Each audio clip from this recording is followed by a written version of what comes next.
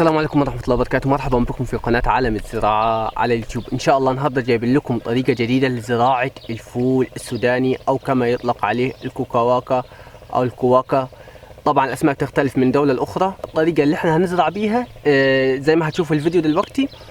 لما بدأت أجهزها وأعمل اللي هي المصادب عشان أزرع عليها، لقيت بعض الأخوة الجيران بيقولوا الطريقة دي غلط. أنت دي المصادب دي الطماطم، المصادب دي الباذنجان مش هتنفع. قلت انا هجرب وهشوف النتيجة، وبسم الله ما شاء الله. يعني الانتاج 3 اضعاف اللي من نفس يعني الكمية اللي كنت بزرعها، 3 اضعاف الانتاج اللي كان بيجيبه في السنوات السابقة. ان شاء الله جمعت لكم الفيديو من البداية لغاية النهاية، من اول زراعة البذرة لغاية الحصاد، وكمان لغاية شويه في نهاية الفيديو. كل التركات بحيث تمسك الفيديو يبقى مرجع ليك وتبدا تطبق وتزرع. بسم الله ما شاء الله. طريقه سهله في الري، في التنقيه، في الخربشه، في المعاملات، حتى في الحصاد. طريقه ممتازه جدا. طالب من حضراتكم قبل ما نبدا الفيديو، الاخوه المزارعين اللي في القناه يقولوا اسم الفول في كل دولة عربية بيبقى له اسم يختلف عشان نبقوا مجمعين المعلومات كاملة. الحاجة الثانية، الطلب الثاني برضو، مواعيد الزراعة في كل دولة عربية اللي هم الأخوة اللي بيزرعوها عشان المعلومة توصل لجميع الأخوة. زراعته في مصر بتبدأ في نهاية شهر 3، يعني بداية شهر 4 في اللي هو محافظات الصعيد واللي هي المناطق الصحراوية. في وجه بحري بتبدأ من منتصف شهر 4 لغاية شهر 5. ده مواعيد الزراعة في مصر. الحاجة الثانية اللي حابب أطلبها منكم، إنكم لو أول مرة تشوفوا القناة تضغطوا على زر اشتراك وتفعلوا الجرس وتدعمونا الدعم بطرف الأصابع ده عن طريق الضغط على زر لايك ومشاركة الفيديو عشان الفائدة تعم على الجميع. وأتمنى تدخل على القناة، هتلاقي فيها كل الفيديوهات الخاصة بالزراعة، سواء اهتمام بالأشجار وكمان في دورات لتعليم الزراعة في المنزل. يلا بينا.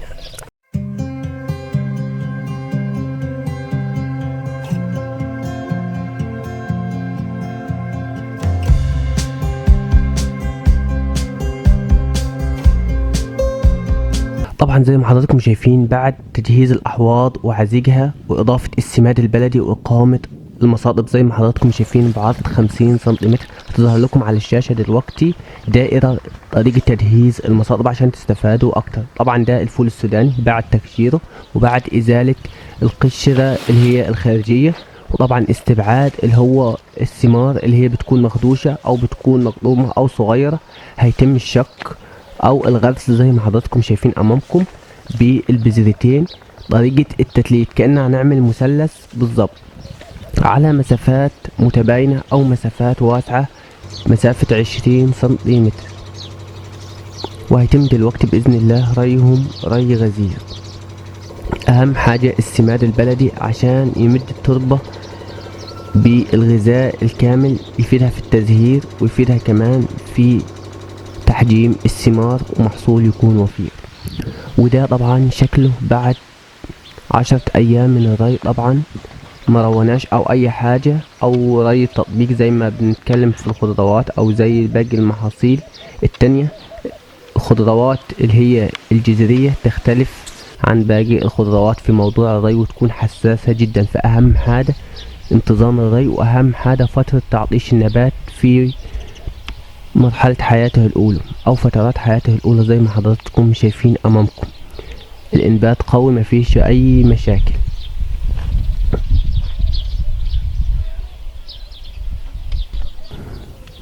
طبعا وبعد 20 يوم هتبدأ خربشة التربة زي ما حضراتكم شايفين لإزالة الحشائش، طبعا زي ما اتكلمنا، وكمان عشان نسد الشقوق اللي بتكون ظاهرة على التربة عشان التربة تحتفظ بالرطوبة. فيعتبر الخربشة زي ما حضراتكم شايفين نصف تروية او نصف ري للنبات.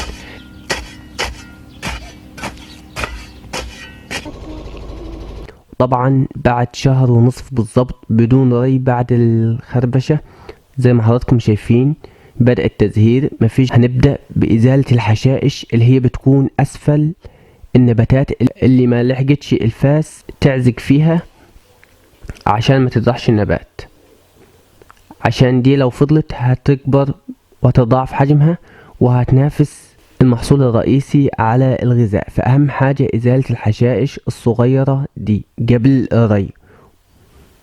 وطبعا أول ري هيكون التسميد النيتروجيني، فهنتابع معاكم الخطوات دي بالظبط خطوة خطوة. طبعا الرية الأولى هتكون بعد شهر ونصف من تاريخ الخربشة، الرية الثانية هتكون بعد شهر، الثالثة هتكون بعد شهر. الكلام ده يختلف لو كانت تربة طينية أو تربة رملية. في التربة الطينية تزيد الفترات، أما في التربة الرملية بتقل الفترات دي. طبعا زي ما حضراتكم شايفين دلوقتي هنضيف أول تسميد نيتروجيني المتمثل زي ما حضراتكم شايفين في اليوريا. أنا بضيفه مرة واحدة بس في عمر النبات اللي هي عند الرية الأولى زي ما حضراتكم شايفين، وبعد كده همنعه نهائيا، ما بضيفهاش في الفترات اللي هي جاية.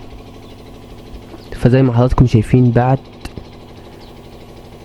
التسميد هيتم الري دلوقتي.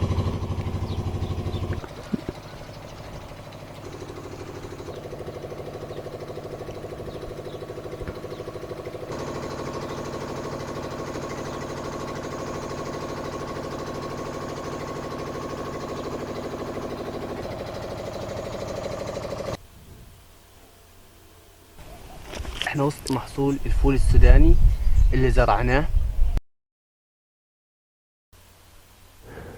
وده طبعا شكل محصول الفول بعد 20 يوم من الري. زي ما حضراتكم شايفين امامكم التزهير ممتاز، وبدأت زي ما حضراتكم شايفين نلاقي الملاحيق او الابر تخترق التربة عشان تكون الفول. وفي الفترة دي الفول بيحتاج التسميد او السماد اللي هو البوتاسيوم عشان نعمل تحجيم للنبات. بيتم اضافة التسميد البوتاسيوم في مياه الري، وهيتم ريهم بعكس اللي هو التسميد النيتروجين المتمثل في اليوريا. ده طبعا زي ما حضراتكم شايفين شكل الفول. اهم حاجة طبعا ان احنا نمنع في الفترة دي التسميد النيتروجيني نهائيا، لانه دوره انتهى. يبقى النبات على كده 3 مرات ري، كل رية بعد شهر في التربة الطينية زي ما حضراتكم شايفين امامكم. الرية الاولى بعد شهر ونصف، والرية الثانية بعد شهر، والرية الثالثة اللي بيكون فيها التسميد البوتاسيوم بعد شهر برضه. طبعا تختلف طبعا على حسب حالة الجو او على حسب تساقط امطار في البلد المقيم فيها.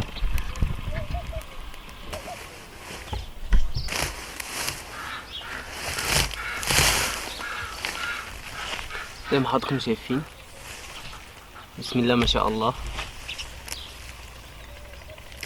ده الفول السوداني، ده اللي هو في الملاحيق اللي هي في البداية، يعني لسه لما نبدأ نقلب التربة هنلاقي فول تاني زي ما حضراتكم شايفين امامكم.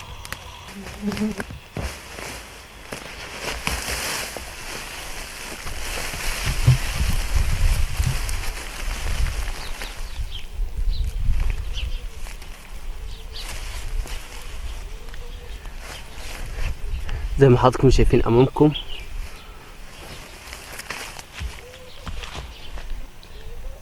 ده الفول السوداني. طبعا كبر في الحجم على عكس السنة اللي فاتت، طبعا بسبب ان احنا زرعناه على المصادب. الري كان ري منتظم، ما كانش فيه اكسار في الري، فده اللي خلى زي ما حضراتكم شايفين الثمار كبيرة بالحجم ده. بسم الله ما شاء الله.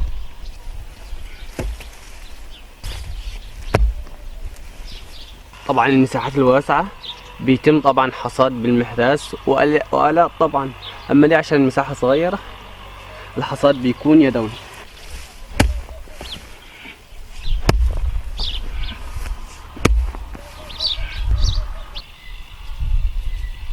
افضل فول ممكن تاكله هو الفول اللي مشوي في الحقل، اللي لسه بيكون اخضر، يعني الثمرة من جوه ما نشفتش. ده طعم صراحة جميل.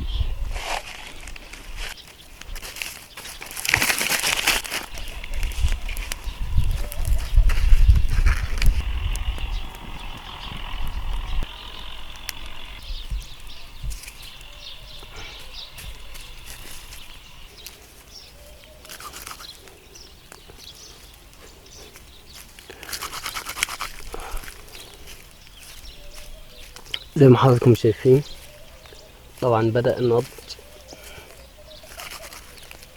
دي لسه ما نضجتش دي.